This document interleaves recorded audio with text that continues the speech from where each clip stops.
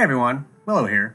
I've been working on a podcast over at Anomic Comics and wanted to share part of a chat that we did for Pride where we discussed queer representation in comics. I figured this might give a taste of what the podcast would be like for those interested. We also got into some theories that got me really excited about the potential for the Loki series related to Sylvie.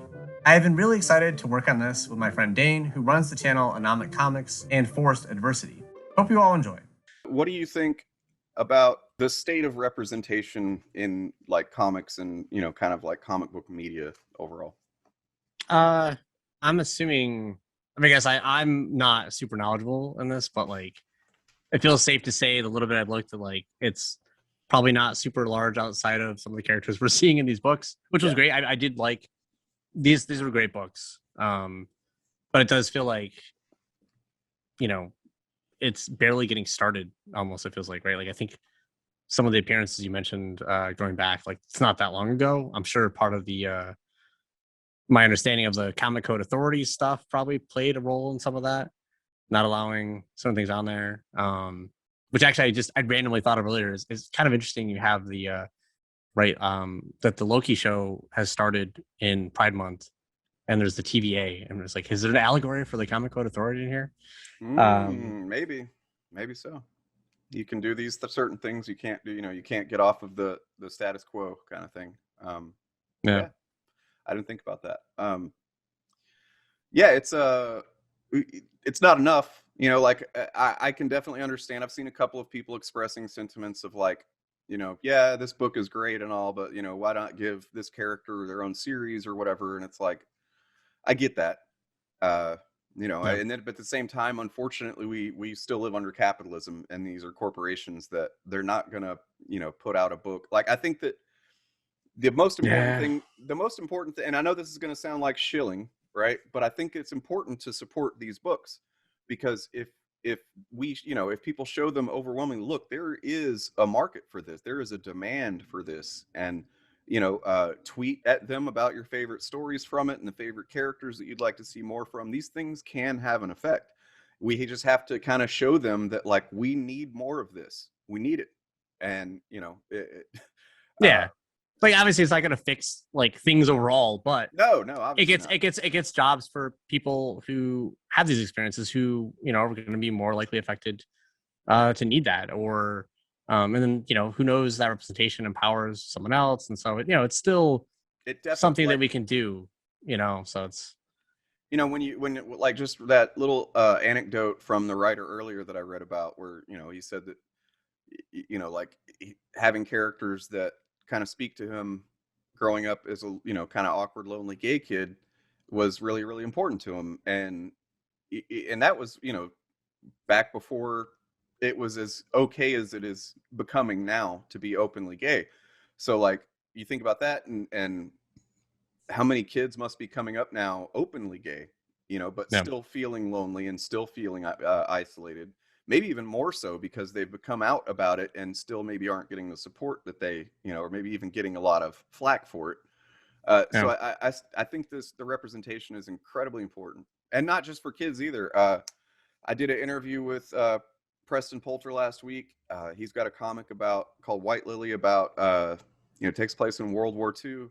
These Polish Jewish lesbians. They're closeted lesbians because you couldn't be out back then. But they're gay, and he sent me a picture yesterday. He's got a booth at a convention right now, I think in Albuquerque. And he sent me a picture of these a pair of middle-aged lesbians who are holding his book. Okay, they came to meet him and get their book signed, and they're just smiling ear to ear. And it's like, so it's not even just kids. There's like people need this representation, and it is a small thing in the grand scheme of things, but we have to create a world where these things are unfortunately, we have work to do. It'd be nice if people that are bigots would just stop being bigots, but they're not going to in a lot of cases. So I'd say just supporting these creators, these books, if possible, is a great way to at least tell these companies that are so influential in our media that this is a big part of what you should be doing. not just like a book every year, put out a Pride book in June. You know what I mean? Yeah. Well, okay, and again, it trickles down to, okay, we see, like, look at the story with Nicole Maines doing the Dreamer comic, right? Like, if they see that, then like that's an amazing story. That's inspiring to me. I mean, even at 38, I still get inspired by some of this, and I'm still figuring out aspects of my identity and stuff. And so, like, it's really helpful. In fact, I knew, it's kind of funny, but I could tell, like, certain characters where it's like, I don't know what's going on with this character, but I feel really compelled by this character, and you can kind of tell, like, there's probably something to this character that I relate to. Like, it's probably not a coincidence that, like, these characters stood out to me more. And so, like, I don't know. So it also means that, like, okay, if that does well, and Dreamer does well, and like that means someone like Nicole Maines, who has been basically a real life hero, gets to write more, has more cultural influence. It's good. That's good for us. So yeah, it doesn't fix everything, but it's still important. It's an important aspect. Yeah, I think this is important, and it isn't the priority at all, but I think it is important that these perspectives are just included, even if it's not, expressly about being queer or trans or anything exactly. like that. Yep. Having the perspectives involved with other perspectives is just the way the world is. And yeah, exactly. It just makes for better creativity. It makes better stories that, everyone wants better stories, right? So right, everybody, we just want good stories. That's all we want. So I mean, yeah, it's a win-win for everyone, not just the stories that have like queer characters being prominent or something, but like just having those perspectives in the room, even if it's just, a Batman story about Batman, it's still important. It's still going to influence those stories. I have seen some cool stories recently that are either comic book related or kind of adjacent, I guess. That's been nice to see. There was some great representation in Umbrella Academy on the Netflix show that I saw, at least, and obviously like She-Ra and Kipo, which I guess it's kind of adjacent. Both those, all those had it counts, various representation. So those were really cool. Yeah, She-Ra had not only did it have like queer relationships, but there was a villain character who is just non-binary, who was like a shapeshifter, who was just done that way. Like it was really cool. Well done. Kipo had some stuff, and and the Umbrella Academy, both Klaus, yeah, I think that's how you pronounce it. Absolutely fun character. If you enjoy Loki, Klaus is a different kind of self-destructive character, but very fun. I mean, he's one of the good guys. Supposedly, none of the characters are really good guys necessarily in that show. It's a very messy show. Yeah, but yeah, I mean that show's got some of my favorite things. Right, you got your messed up family. You got time travel. So it's but yeah, and one of the characters, right, we have Elliot Page, performing on that show, and his character in the second season, like the first season is like dating a man, and the second season ends up being like a lesbian. So like that character is clearly going through identity and exploring stuff. So it's some cool stuff going on. I haven't watched it yet, but I do know that they like Netflix retroactively changed the credits in the previous seasons. Yes, immediately too. Like it was like they did the announcement and they like immediately did it. That was really cool. Really, like that's once again, none of this is enough, but there's some really positive signs. Exactly. That even soulless corporations are like, okay, we got to do the right thing now. Yeah. So it's and it was actually in a quote when I was doing stuff for Kipo, the writers in there, like they really wanted to have like a character, and they made the comment about like we really want him to be open about it, because like a lot of shows like they might do queer coding or not really whatever. And so like it was cool to hear like they mentioned that, and I guess the producer or whatever was like, we actually insist, like if you're gonna have a good character, they have to say it. Yeah, and it's one of those things where like that's really good to see. Well, like did you listen to that that ethics episode I sent you? Yes. Because they talked about like the Supernatural show, which I never watched because it's garbage to me. But like apparently they were writing the one of the brothers to have like a really friendly kind of relation, like enough of a relationship with another guy to kind of hint at it. But basically they were consciously doing it on the line like that so that they would kind of hook the gay viewers, but also not alienate the bigots or whatever. And like the person that was being interviewed on that said that's just a really shitty way to do it. Like that, like you just said, that produce, do it or don't do it. Preferably do it, but don't like, find a middle ground and try to appease everyone, because that's going to appease no one. Right. Yeah, because sometimes they do. I don't know. There are definitely weird moments every now and then where you're like, "What are you doing here? Like, why? Like, I don't know." And actually, I guess that's a decent lead into the Loki show. Yeah. Because I'm loving the show. But part of the marketing of the show was they made a big thing about the gender stuff. And well, was it?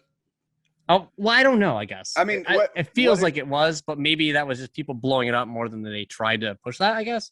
Okay, so I think what happened, this is what it seems to have happened to me. And in hindsight, yeah, anything Marvel puts out, they have to know people are going to pour over every frame of it. So in that way, You're right. It must have been a conscious decision. But in one of the trailers before the show started, there was like a quick flash of his file. Mm-hmm. And of course people screenshot stuff and look at the details. And that's where someone noticed, oh, it says gender or sex fluid. Mm-hmm. And then they started like asking the creators and Tom Hiddleston, and that's when they started speaking about it and stuff, which I imagine all of that was probably intentional. Like, let's put this in there, somebody will spot it, then they'll give us a reason to talk about it. And like, I guess there is a little bit of I'm sure I'm probably gonna love the show regardless, but there's definitely an element of, I will say that I will be a little disappointed if they don't do anything with the gender thing, because of the interview and stuff like that, where it was kind of like, oh, you should experience that on the show. So like, it won't, I'll still love the show, I'm sure. But I'm really hoping they do something with it, because it feels like you've kind of propped this up a little bit. Yeah. And if they don't, it would kind of feel like what I was just talking about with Supernatural. Exactly. Right? Like, it was like you baited us and now you've given us nothing. So yeah, it would feel like that a little bit. And so I'm hopeful there. Like, I think there's a couple interesting routes they could go. But yeah, because like having Sylvie, for what we know right now, I don't think it's enough, because it's there was also Loki variants who were just like monsters, right? Like big, so like you can't just be like, oh, it's a girl variant. We've seen. I saw there's been a little discussion, like in the last episode, there was pretty clear dialogue. Loki flat out said that he's into both men and women, and she kind of confirmed she was too. Yeah. So it was a cool little exchange. Yeah. I think he said a little of both, kind of thing. Yeah. Very, very casually, and like at first, I think I told you that at first I was like, "Oh no, they're gonna be cringe about this, aren't they?" But then they just moved on past it like it was nothing, and I think that was the best thing to do. That's how two people that are like that would talk about it. They wouldn't. Yeah. Exactly. Like, oh yeah, let's talk about all the details of being bi, like, and make a big deal out of it. Yeah. No, it was very casual. It's a really nice little moment. Yeah, it was really nice. But so that part was great. I saw a YouTube short last night from a channel called Hacks Dogma, and they do really good analysis, for comic book shows and stuff like that. They're like very, very convinced that what's going to end up happening is, I hope they're right. Sylvie, like it's a very exciting idea.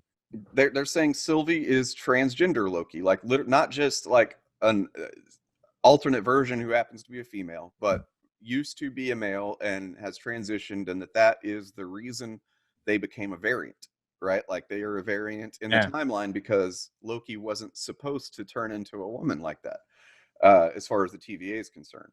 And if that's true, like, I didn't really follow the logic. I don't know if I'd have to listen to it again and kind of think about it, but like, if that turns out to be the case, that would be pretty damn cool. Like, it would be make that kind of statement about, as the TVA being the controlling authority of the status quo and things like that.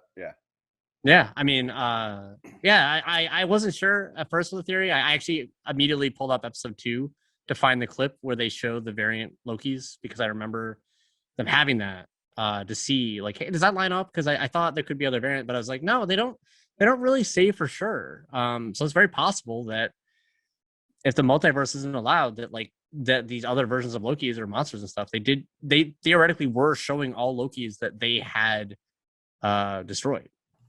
And it's funny because I actually did randomly, before I saw that short, I had randomly thought about, oh, maybe Sylvie is trans. But then I saw there's a clip that we haven't seen yet in the show, but it was in one of the like 1 minute clips. Yeah, and it showed her as a girl, like as a kid. But I hadn't considered the fact, well, wait a second. If we put this in context here, like they wouldn't record that for no reason. So if they have a girl, like that means that moment in history is important. They're not going to just show us a random clip. I don't give Sylvie's history. Most likely, if we see any of Sylvie's history in the show, it's going to be when the TVA comes in. So it's possible that already transitioned at that point. So that doesn't necessarily rule it out. Another possibility is that Marvel has a pretty good track record of using fake scenes in ads. True. So if in fact, I mean, this is kind of a stretch maybe, but like if they really were doing that and they really wanted to keep us off the scent until the surprise is actually revealed. That's true. They might do that. Like, oh, let's put just a quick shot of a little girl Loki in there so they don't, but I don't know. I don't know. But on that, I do have to say that if they're going to do it, and Marvel's been pretty good about their timing and things, the next episode comes out on the last day of Pride. So I think that if we're going to get our gender reveal of some sort of thing, then next episode seems like the place to do it. God, that would be fucking awesome. It really would. I'm definitely, my only other hope is that like I mentioned to you that like another thing I could see is Loki having met Sylvie. Maybe it frees him from this toxic cycle of being stuck in this role. And so maybe there's some shift there. That would be another possibility of getting into the gender stuff, possibly. But I think it'd be much cooler if it was Sylvie, and it's literally like this fascist organization has come down on that. Like that would be amazing. And absolutely. And she gets to blow it up.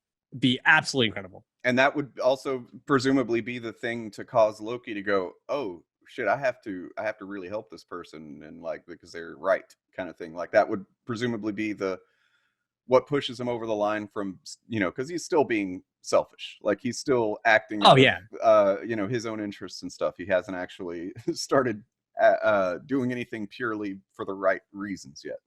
Yeah. And it would be cool to see too is what we do know is that Sylvie's parents were awesome. Like we have every reason to believe that her parents were awesome and supporting, and she didn't get to know them long. So it would be totally this outside force, the TVA coming in and screwing things up. Wow. Yeah. Take it. So it'd be really powerful. I think that would be pretty incredible. So like when I saw that short, I kind of thought about it, but not fully. And seeing that was like, oh, that gets me so excited. That would be absolutely amazing. Thanks for watching and for all of your support. If you like this, there are links to the full episode below in the description and comments, where we will really dive into the Pride comics put out by DC and Marvel this month. I also want to thank Dane a ton for doing this with me, and really putting in the time to edit this and make it come out so great. Take care, everyone, and remember, you're not alone.